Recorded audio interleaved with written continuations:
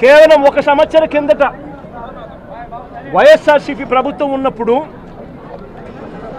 రైతు రాజ్యంగా రాష్ట్రంలో పరిపాలన సాగించినప్పుడు రైతు పరిస్థితి ఎలా ఉండేది, ఒక్క సంవత్సర కాలంలో రైతు ఎలా దిగజారిపోయాడు అని చెప్పడానికి నిదర్శనం ఈరోజు రాష్ట్రంలో ఈ జిల్లాలో జరిగిన రైతు ఆత్మహత్యలు. గత ఏడాది రైతు భరోసా కింద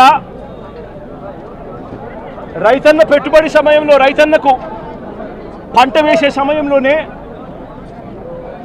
మే మాసం చివరికల్లా ఖరీఫ్ మొదలయ్యే నాటికల్లా రైతన్నకు రైతు భరోసా కింద పెట్టుబడి సహాయం కింద సహాయం అందేది.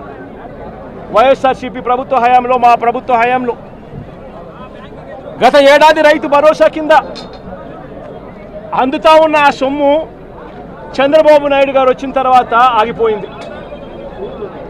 ఈ పెద్ద మనిషి చంద్రబాబు నాయుడు గారు వచ్చిన తర్వాత గత ఏడాది రైతు భరోసా కింద మోడీ గారు ఇచ్చే 6,000 కాక మరో 20,000 రూపాయలు రైతు భరోసా కింద ఇస్తానని చెప్పాడు ఈ పెద్ద మనిషి చంద్రబాబు నాయుడు. గత సంవత్సరం రైతులకు ఇవ్వాల్సిన 20,000 రూపాయలు ఎగరగొట్టేశాడు. ఈ సంవత్సరం కూడా జూన్ 10వ తారీఖున మోడీ గారు ఇవ్వాల్సింది ఇచ్చేసింది, చంద్రబాబు నాయుడు గారు ఇవ్వాల్సింది మాత్రం ఎగరగొట్టిన పరిస్థితుల మధ్య ఈరోజు రాష్ట్రంలో వ్యవసాయం జరుగుతూ ఉంది. రైతు పరిస్థితి అధ్వానంగా.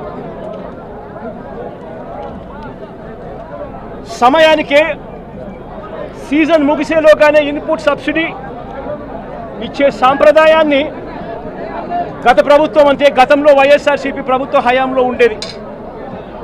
ఏ సీజన్ ముగిసేలోగా ఆ సీజన్లో జరిగిన నష్టాన్ని ఆ సీజన్ ముగిసేలోగానే మరుసటి సీజన్ వచ్చేలోగానే రైతన్నకు ఇన్పుట్ సబ్సిడీ కింద సహాయం అందేది.